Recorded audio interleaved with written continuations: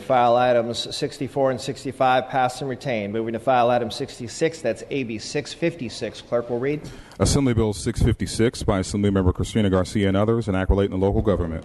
Ms. Garcia. AB 656 would allow water mutual companies to form joint power authorities in order to create insurance pools. It has no cost to the state. I respectfully ask for an aye vote.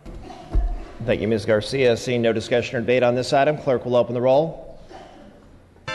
All members vote who desire to vote. All members vote who desire to vote.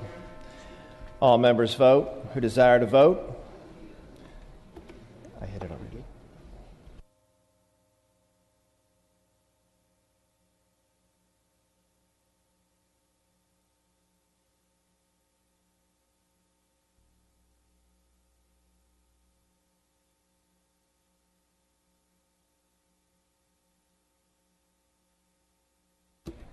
All members vote who desire to vote.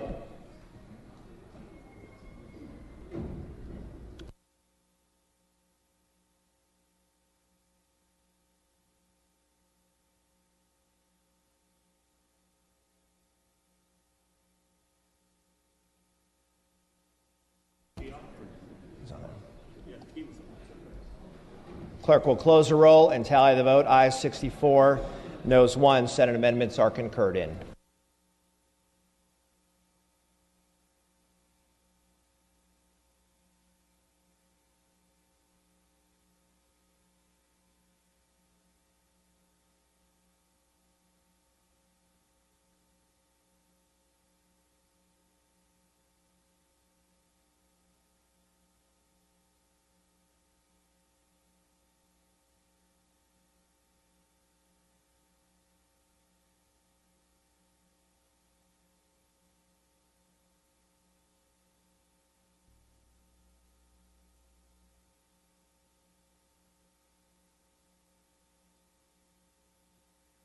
All right.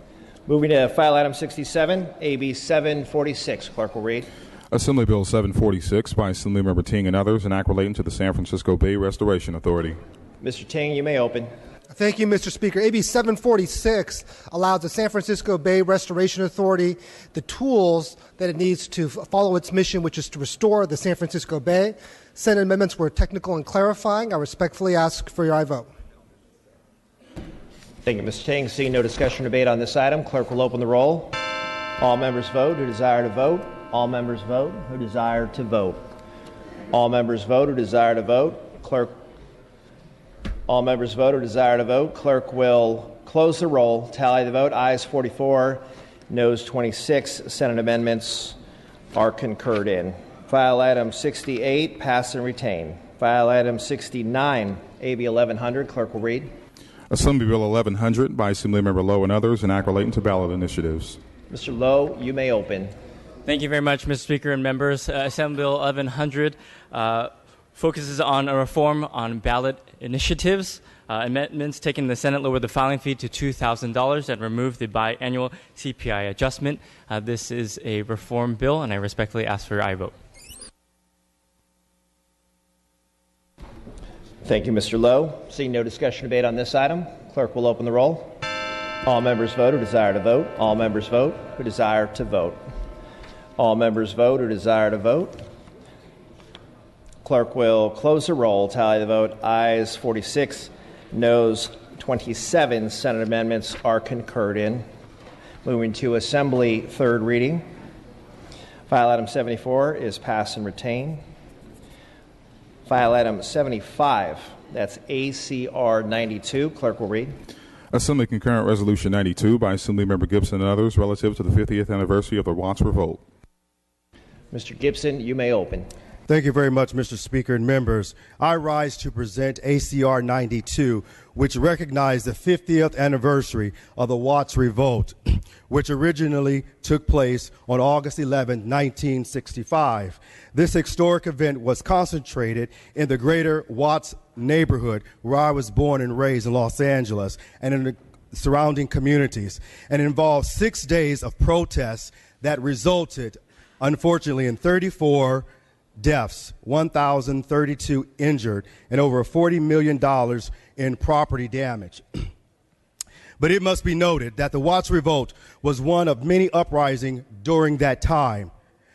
That year before, in 1964, a total of 8 separate incidents of social unrest took place across the nation in cities that included Chicago, New York, Philadelphia, Jersey cities, in addition to further protests across major cities in 1966 and 1967. So in framing our discussion around the Watts Revolt, we have to understand that it was a symptom of a chronic problem of injustice and discrimination that plagued our entire nation. Let me clarify and be clear. We are not celebrating riots, nor are we advocating violence on any level. This resolution seeks to rewrite the narrative on civil unrest by addressing the foundation of injustice that led to the revolt, and also celebrate the peaceful triumph that came as a response. Given the magnitude of the Watts Revolt and the impact it has had on our state and nation, I ask that you support me in carrying out this conversation forward that moves towards a reality that we can proudly pass on to our children. Thank you. Mr. Ridley Thomas, you are recognized. Thank you, Mr. Speaker. Colleagues, I rise to salute the gentleman from South Los Angeles for this important measure. The 50th anniversary of the Watts Revolt is a catalytic moment in the history of this state. It changed the dialogue about the delivery of services in economically segregated areas that suffered economic, cultural, and social apartheid because of the prejudices that were enacted against it at the time. Among the things that came from the Watts Revolt, a community coming together, bonding itself in the sense that it attempted in the aftermath of the revolt to find solutions to many of the pressing social ills that plagued it, was the birth of the Martin Luther King Hospital that I believe was opened in 1975, some 40 years ago, and was reopened with a brand new wing just this past month on August the 7th. It is a memorial, a tribute, and an indication that we hope not to have future revolts because we get access to health care to the communities that need it most. We know that health care is a fundamental human right, and the King Hospital stands in tribute to what you can do when you have public-private partnership, when you have a federal government that steps up and a state government that steps in.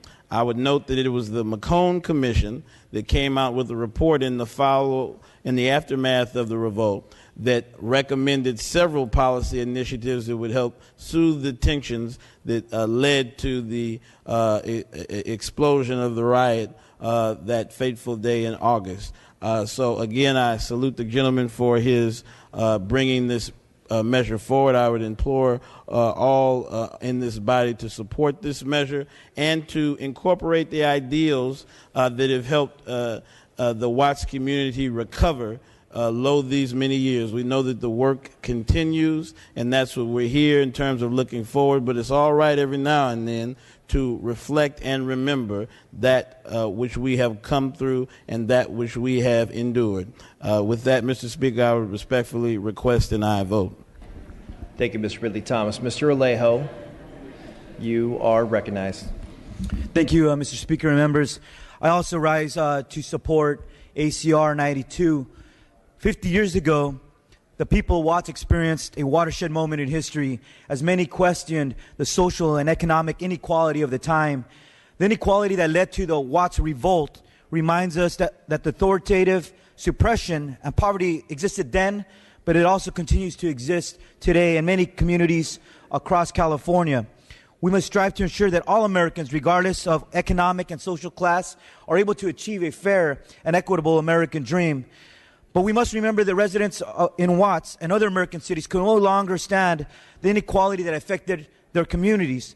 Today, communities across the state continue to experience the negative effects from a lack of capital investments in our communities of color.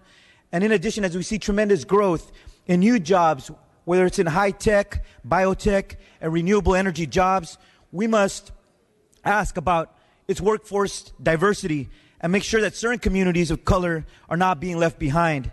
The issues of 50 years ago are still relevant today, and as a society, we must be cognizant of the barriers to social and economic progress. And as a body, we must seek answers to solving the chronic social and economic disparities across our state. We do have the ability to fully leverage the ability of our government and the private sector to advance the state's future growth and prosperity. But ultimately, we must be proactive in addressing the social and economic inequality with the legislation and policies that we move forward in these legislative halls. I respectfully ask for an aye vote. Thank you, Mr. Alejo. Mr. Jones Sawyer, you are recognized. Thank you, Mr. Speaker and esteemed colleagues. I, too, stand today as chair of the California Legislative Black Caucus in support of ACR 92, which recognizes the 50th anniversary of the 1965 Watts riots. Obviously, we do not rise to support the acts of violence and rioting, but rather recognize and truly understand the causes of the violence. It was police brutality, it was the poverty of a community and the inequality at that time. The riot was in response to concerns from community leaders about the lack of adequate housing and job opportunities in South Los Angeles, but was ultimately sparked by the beating of an African-American pregnant woman by several Los Angeles police officers. The city of Los Angeles, the Watts neighborhood, and communities of color across the state still continue to suffer from the same inequities that existed in 1965. And the reason we do study history, the reason we do revisit and talk about what happened in the past is so that we do not have the same type of violence erupt again. Right now, as we all know, the inequalities, the police brutality, Black Lives Matter, all of that is happening now. It's almost like lighting a fuse, if you will.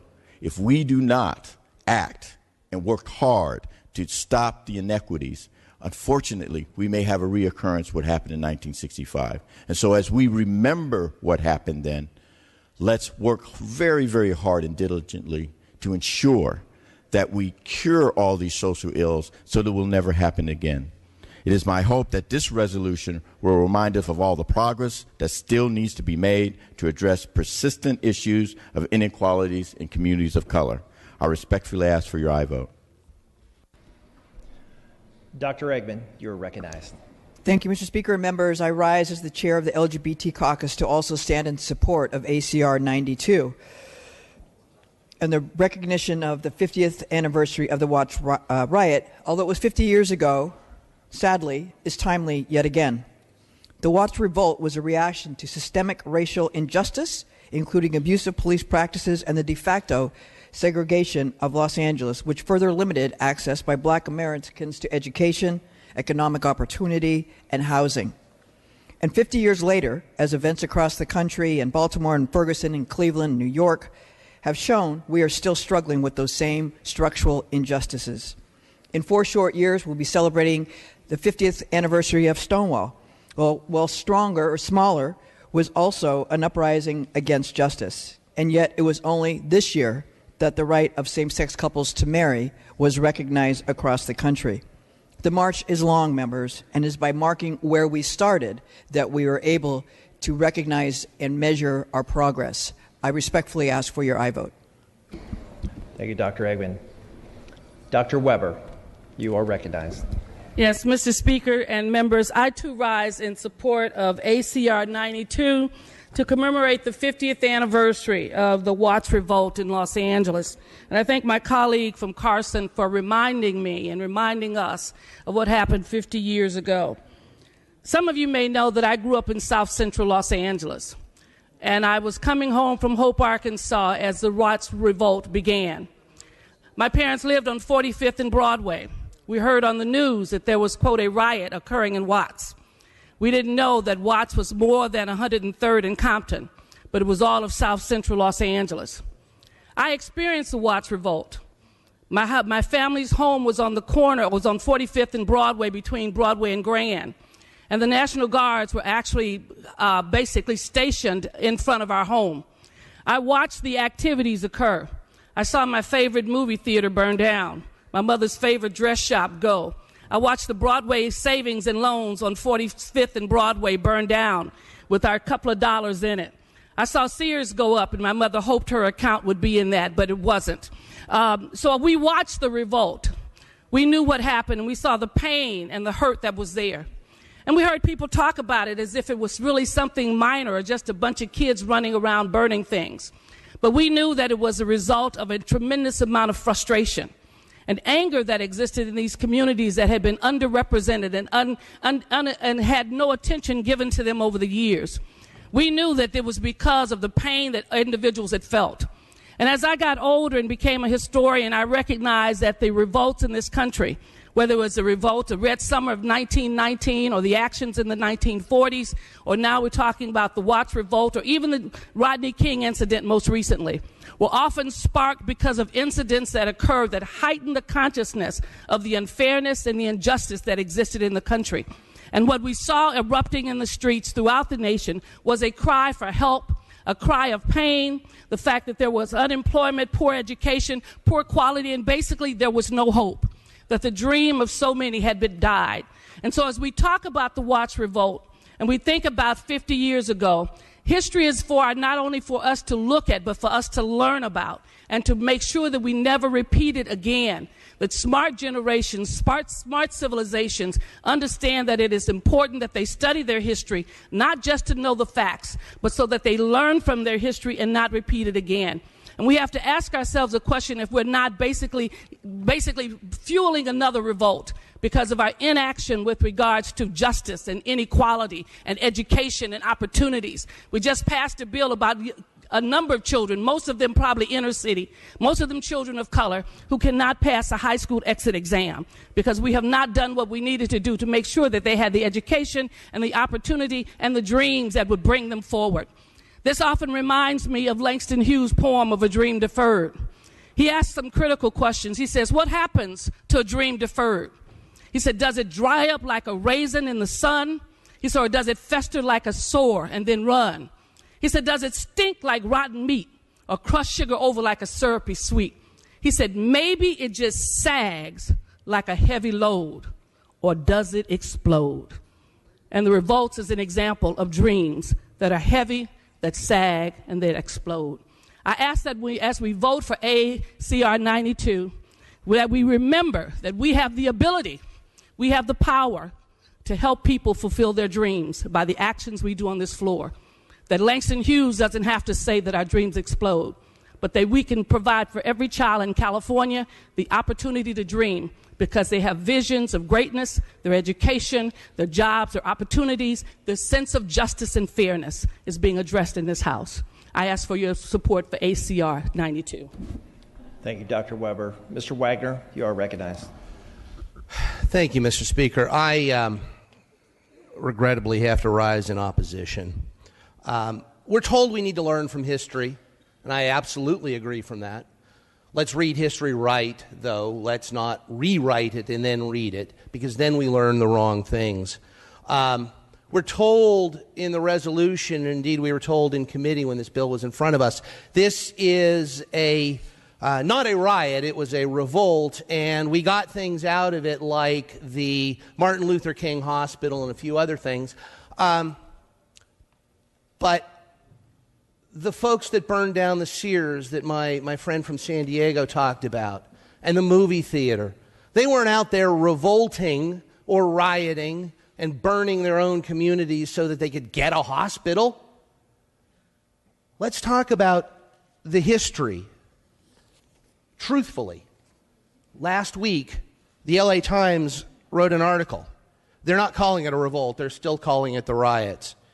And in that article, Harvard University professor Henry Louis Gates, no stranger, I'm sure, through his work to most on this floor. Permission to read, Mr. Speaker. Without objection. In the article from the LA Times, Harvard University professor Henry Louis Gates argues that continued racial tension between police and African Americans actually stems, in part, from the battles on the Los Angeles streets in 1965. That's a legacy of the riots, not something we should commemorate. I continue, quoting Professor Gates, Watts marked the beginning of the end of the civil rights movement. Close quote. I hear from colleagues around me that's not true. Well, that's not me. That's Professor Gates, LA Times, August 13, 2015. Gates also said the riots brought about more militarized police. Let's learn from history. Let's take a look at the history. Another LA Times article from Monday of this week quotes Ralph Bunche. Ralph Bunche, at the time, the Undersecretary of the United Nations, first African American to win the Nobel Peace Prize. On August 17, permission to read. Without objection. It is all so deplorable and senseless. It is also very frightening in its implications. The arsonists, the snipers, and the looters, there were far too many of them, are detestable enemies of society who cannot be tolerated in any community, and they should be brought firmly and quickly to justice. Close quote. And here today we are commemorating what they're doing. Let's learn from history. What did the President of the United States say about the Watts riots the same week he signed the Civil Rights Act that we justly commemorated earlier this week on this floor? Permission to read. Without objection. Thank you, Mr. Speaker. From President Johnson, a rioter with a Molotov cocktail in his hands is not fighting for civil rights any more than a Klansman with a sheet on his back and a mask on his face. Continued the President of the United States, let us never confuse the need for decent work and fair treatment with an excuse to destroy and to uproot. We are making that mistake today. Are we commemorating the building of a hospital? No. Let me tell you what we should be commemorating. There was a gentleman that the author brought to the committee to testify in favor of this bill. His family had owned a market right in the middle of the riots. The community went there for safety. The community went there for support. And when the riots were over, the community started rebuilding. At least this was the story we heard in Judiciary. From that man's fathers, from that man's family's establishment. And they've rebuilt a vibrant community. 30 seconds. It's too bad they had to rebuild after a riot, but they rebuilt a vibrant community. And they, the family, and all the community leaders who in the last 50 years have done such great work building that community, those are the people that should be celebrated. We aren't doing that. We're commemorating the rioters, but it's okay because we're calling it a revolt. Now, let's learn the right lessons from history and not support this resolution. Mr. Williams, you are recognized. Mr. Speaker, I want to rise in defense of this resolution as a member that represents a place where we also had riots in this era. You don't normally think of Santa Barbara as a place where this happens, but in Isla Vista there were 3, we call them riots, only one of which was violent, at least on the part of the citizenry. The 2 previous were nonviolent protests that the police, the LA Riot Squad, was called out on and, beat up till bloody a bunch of mostly white college students.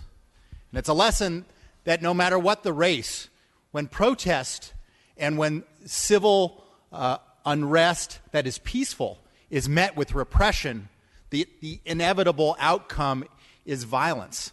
The inevitable outcome in Isla Vista was a violent riot that included the burning of the Bank of America. And while we do not want that to come back as a community, it is a part of our history, it is a lesson of our history, and it helped create reforms that gave the community some hope.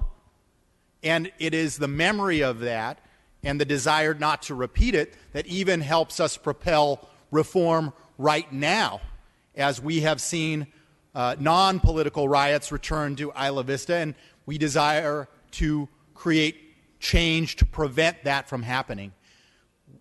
This should motivate us to create the right kind of reforms. I do not believe that anyone in this room could be naive enough to believe that tension between people of color in Los Angeles and the LA police started with the Watts riots.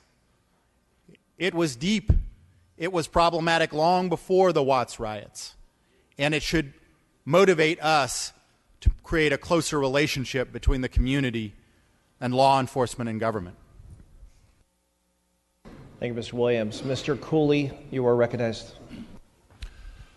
Colleagues, I'm pleased to rise in support of this measure. I think this measure, in acknowledging community and institutional responses to the great adversity of the Watts community, is a very fit thing to celebrate, to commemorate, to reflect upon this floor, this room where together the 80 of us can touch the future as none other. What comes to mind when I think about this is the ancient Hebrews, who lived in a very inhospitable environment. The sun beats down. It pounds upon people. And in the ancient Hebrew society, there was a man, a prophet, Isaiah, who wrote about this. And in his comments in the 32nd chapter of the book of Hebrews, he expresses a vision, I think, of government which is directly relevant to this resolution. It opens with the line, "A king shall rule with righteousness," writes Isaiah. There is a good king somewhere. And where does he take that thought? "And every person shall be like streams of water in the desert, like the shadow of a great rock in a weary land." There is a connection between government, good government, and people who act to their contemporaries in a way so as to bring succor, refreshment, relief. And I think these institutions that arose out of this great turbulence are rocks in the desert. They are things that were put in place to intervene so that the searing heat of the day would in fact provide, by their intervention, would afford people shelter. This, I think, is the work of government, to look at where is the sun beating down in our society, where can we effect an intervention to change the circumstances of individual people's lives. I'm just pleased and honored to rise in support of this measure. I think it is exemplary of our work. Thank you, Ms. Cooley. Mr. Thurmond, you are recognized from your desk. Thank you, Mr. Speaker and members. I rise in support of ACR 92. I'd like to just offer a simple perspective. I fear that some may misinterpret the intent of this resolution. Nothing in this resolution is about condoning any violent act. It simply acknowledges a fact of history that, as we heard our colleague from San Diego cite from the poem from Langston Hughes, that at some point frustration results in an explosion in actions that relate to that explosion. We don't have to be sociologists here today. We don't have to define why people act how they do when they feel frustrated. It is not for us to decide what was going through someone's mind when that happened. But we do have to acknowledge that this has happened. History has shown us time and time again, when people reach a level of frustration, there are times when we see explosions. We have to remember our history and use it to help guide us through our present. Look at where we are in our present time. We are seeing many in this state and throughout this nation who are frustrated. They fear that they will be targeted for activity when they haven't committed a crime, that they will be brutalized. They can't find a job. They're concerned about education. They experience health disparities. They experience massive poverty. So what has occurred in Watts is a reminder for us to use these experiences to guide what we do in this legislature moving forward. I encourage you to see it that way, to see the intent of the resolution as a way of remembering history, as a way of documenting a fact, an occurrence, something that has happened because folks in our community have felt frustration. We use that to prevent these kind of things from happening in the future, to guide us in our present, to make a better California for all. I strongly urge support of this resolution. Thank you, Mr. Thurman. Mr. Nazarian, you are recognized. Thank you, Mr. Speaker, and thank you for the eloquent speaking points from our previous speaker right now. I rise to stand in affirmative support of ACR 92 and applaud the author for the work he's done. Just a short 4 months ago, he and I walked hand in hand, arm in arm, through the streets of Los Angeles in a course of about 6 miles in what is now being seen as one of the largest march, if not the largest march in Los Angeles' history, where over 170,000 people came out in recognition of the Armenian genocide.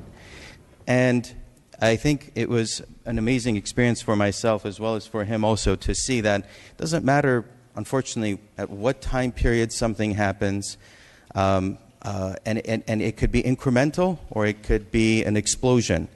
But unfortunately, injustice happens on a daily basis.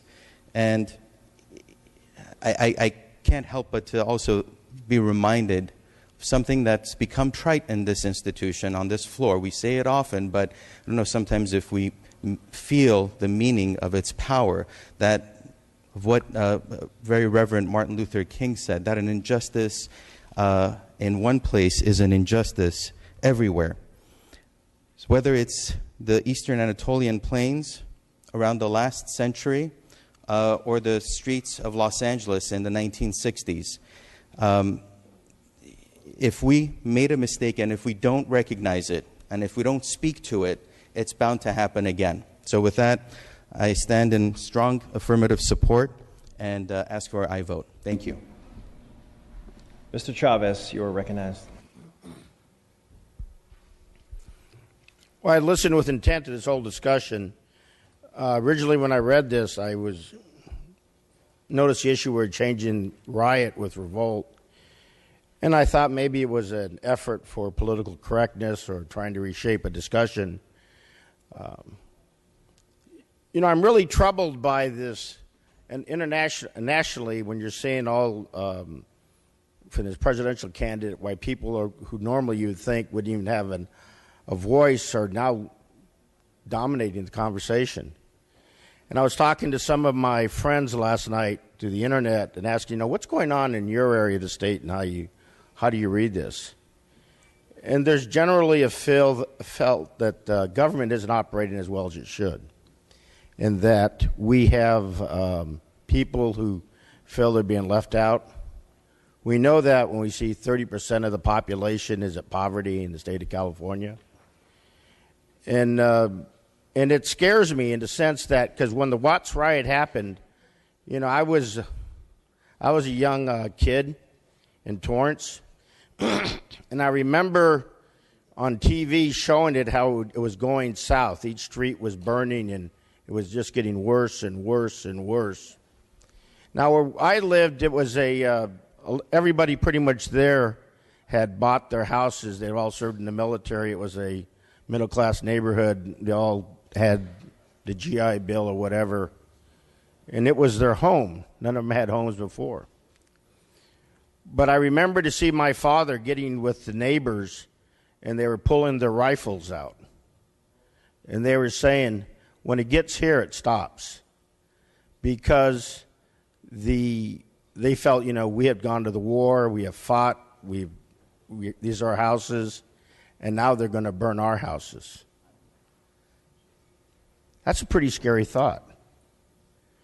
I sat there in shock thinking, holy smokes, here's my dad who I looked up to and everything, and now he says, it stops when it comes here. They're not going to burn our houses. We don't ever want to go there. I think that this resolution, I know Langston Hughes, I read it many times. I have permission to read. I have another one I'd like to read. Without objection. It's a short poem, but I think it captures it and it's still relevant. Mother, mother, There's too many of you crying. Brother, brother, brother, there's far too many of you dying. You know we've got to find a way to bring some loving here today. Picket lines and picket signs don't punish me with brutality. Talk to me so you can see, oh, what's going on, what's going on? Yes, what's going on? I would ask us all to sit back and think, what is going on in our country? What are we trying to say with this? If the intent of us is to say 50 years is a significant time, we want to recognize that there's things we need to work on to love and share with each other, then vote for it. If we're going to get captured on revolt, riot, then I think we're missing the point. The point is, there were challenging times in the 60s. I submit to you there's challenging times today. We as leaders in California need to stand up and talk about relationships and love and how we can rise society up together. I'd ask for you to support this. All discussion having ceased on the item, Mr. Gibson, you may close on the resolution. Thank you very much, Mr. Speaker. Certainly I have appreciated the remarks made by my colleagues in this floor in the debate that leads us in this discussion. In closing, this discussion is important to emphasize the purpose of this resolution. It is to reframe the discussion around the Watts revolt. This revolt did not take place in a vacuum, but occurred as a result of a generation of oppression and brutality. Our humanity cannot be beautiful and powerful in its existence. We must also understand that we are incredibly fragile. And as a people, we cannot take place. We can only take place when an environment of people have been oppressed and depressed to the point of breaking. A quote from Dr. Martin Luther King, permission to read. Without objection. Dr. King stated, "I would be the first to say that I am still committed to militant, powerful, massive nonviolence as a most potential weapon, but it would be morally irresponsible of me to do that without the same condemning the intolerable conditions that exist in our society today." Unquote. So it is not enough to say that we oppose riots or civil unrest. You must also oppose the foundation that's caused by the civil unrest. And when we take a look at South Los Angeles today, we see a reminder of powerful and energetic people that are resilient as a result of what transpired 50 years ago. A community that reshaped itself and the conversation. A community that now bears the name of a hospital that's serving low-income residents called Martin Luther King Hospital. A Cal State University Dominguez Hills that rose out of the ashes 50 years ago.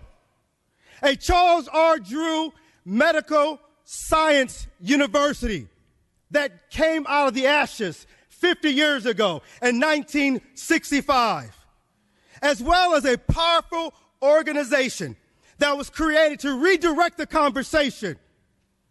The Summer Watts Festival that's celebrated each and every year. The Watts Parade that is also celebrated each and every year. The Watts labor community, better known as WOCAC, that has also come out of the ashes 50 years ago. And so I ask you to stand with me in organizing this historic injustice that plague our society, to support and celebrating those who have dedicated their lives in making progress in my community. Mr. Speaker, members, We're not celebrating a riot. We can put different phrases on different words all we want. I represent this community. This community has rose up out of the ashes.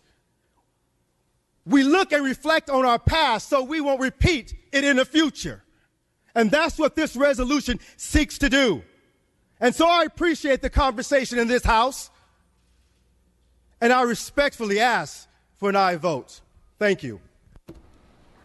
Mr. Gibson, would you like roll call co-authors on the resolution? Yes, I will. Would. Thank you, Mr. Gibson. The first roll will be open for co-authors. Clerk will open the roll. All members wishing to add as co-authors. Members, this is co-authors on the resolution. For co-authors, members, there are 53 co-authors added on the resolution. Without objection, when we take a voice vote on the item, all those in favor say aye. Aye. Opposed, say nay. The ayes have it. The resolution is adopted.